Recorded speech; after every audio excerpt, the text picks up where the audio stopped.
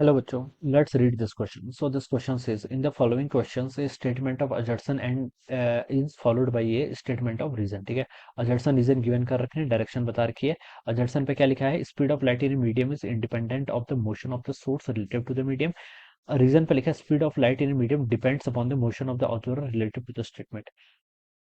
ये दोनों बेसिकली अजर्सन ही है. ठीक है, दोनों स्टेटमेंट ही है, रीजन जैसा तो है नहीं इसमें कुछ. ठीक है, तो देखिए बच्चों, इस क्वेश्चन का की कॉन्सेप्ट आप क्या लिख लीजिए. इस क्वेश्चन का की कॉन्सेप्ट आपका speed of light in medium लिख लीजिए. क्या लिख लीजिए? Speed of light in medium. ठीक है, speed of light in medium, this will be the key concept. ठीक है बच्चों, देखिए किसी भी मीडियम में अगर आपकी क्या करती है, लाइट क्या करती है, लाइट या फिर कोई भी इलेक्ट्रोमैग्नेटिक वेव अगर आप किसी किसी एयर या वैक्यूम में मूव कर रही है, तो उसकी वेलोसिटी किसके इक्वल होती है? सी के इक्वल होती है. ठीक है, वेलोसिटी किसके इक्वल होती है? सी के इक्वल होती है. और अगर किसी डिफरेंट मीडियम में कर रही है जिसका रिफ्रैक्टिव इंडेक्स मान लीजिए एन के इक्वल है, तो वेलोसिटी कितनी हो जाती है आपकी? सी बाई एन के इक्वल हो जाती है. ठीक है, तो हम यहाँ पर से क्या बता सकते हैं, जो मैक्सिमम परमिसेबल स्पीड होती है वो वी मैक्सिमम कितनी होती है आपकी? सी के इक्वल होती है. ठीक है, किसी भी इलेक्ट्रोमैग्नेटिक वेव की, लाइट के लिए भी ये रिजल्ट क्या ट्रू है, because light is an electromagnetic wave. ठीक है, तो मैक्सिमम स्पीड सी होती है. और अदर केसेस में हम बता सकते हैं कि सी के और जितने भी डिफरेंट केसेस होंगे वहां पर वेलोसिटी क्या होगी? ऑलवेज लेसर देन सी होगी. इससे एक रिजल्ट ये भी पता चलता है कि एन आपका क्या होता है? ग्रेटर देन वन होता है, यानी कि रिफ्रैक्टिव इंडेक्स आपका ऑलवेज ग्रेटर देन वन होगा. ठीक है, ये रिजल्ट ही पता चलता है. ठीक है, तो ये यहाँ से क्या हो जाएगा अपने यहाँ पर रिजल्ट हो जाएगा. ठीक है, देखिए ये रिजल्ट भी ना आपका ट्रू है. बेसिकली ये आपका रिजल्ट आपका ट्रू ही रहेगा. ठीक है, refractive index always greater than one है.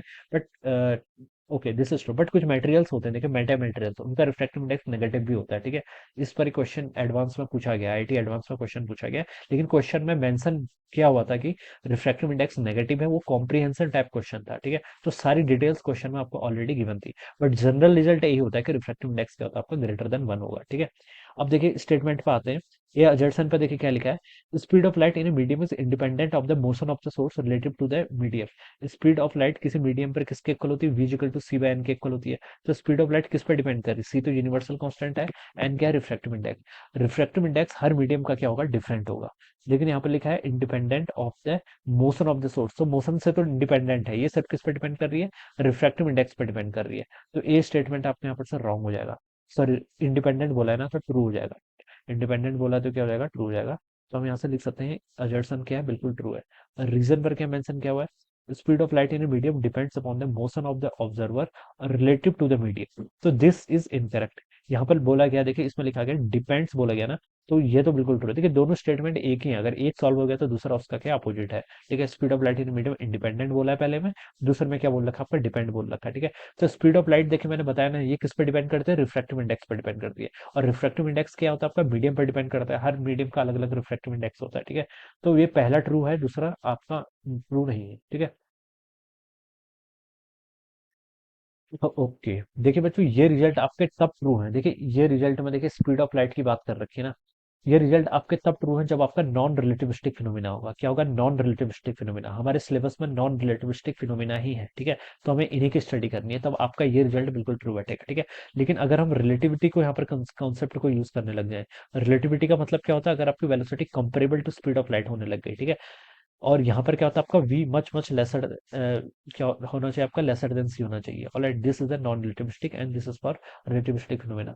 अब यहाँ पर क्या बोला गया? रिलेटिविस्टिक फिनोमेना में v क्या होता है आपके? स्पीड ऑफ लाइट के क्या होता है यहाँ पर से? कंपेरिजन में होता है. ठीक है, यहाँ पर ये रिजल्ट आपके इनकरेक्ट हो जाएंगे. ठीक है, जो रिजल्ट यहाँ पर नॉन रिलेटिविस्टिक के करस्पॉन्डिंग है, रिलेटिविस्टिक के करस्पॉन्डिंग आपके रिजल्ट डिफरेंट हो जाते हैं. ठीक है, यहाँ पर आपका लॉरेंज ट्रांसफॉर्मेशन एक्ट होने लग जाता है. ठीक है, क्या? Lorentz transformation. ठीक है, ऑब्जर्वर और मीडियम दोनों की वेलोसिटी आ जाती है. ठीक है, लॉरेंस ट्रांसफॉर्मेशन क्या बताता है? देखिए STR special theory of relativity का पहला पोस्टुलेट था कि स्पीड ऑफ लाइट क्या होती है आपकी? ऑलवेज कांस्टेंट होती है. ठीक है, sorry, this is the second postulate था. ठीक है, और नेट वेलोसिटी जो होती है वो velocity observer plus velocity of the medium. ठीक है, plus one plus v o v f divide by c square, ये आपका आ जाता है. ठीक है, बट इस रिजल्ट को हम यहाँ पर कंसिडर नहीं करेंगे क्योंकि हमारे कोर्स में सिर्फ नॉन रिलेटिविस्टिक फिनोमिना है. ठीक है, तो हमें इसको कंसिडर नहीं करना. तो ये आंसर ट्रू होना चाहिए, एडजस्टेंट true and reason is false. ठीक है, तो इसका थर्ड ऑप्शन यहाँ से राइट होना चाहिए. ठीक है, option three must be the correct answer of this question. But एक क्वेश्चन देखिए पढ़ के लग रहा है कि रिलेटिविस्टिक के रेफरेंस में पूछा गया है. ठीक है, ये क्वेश्चन का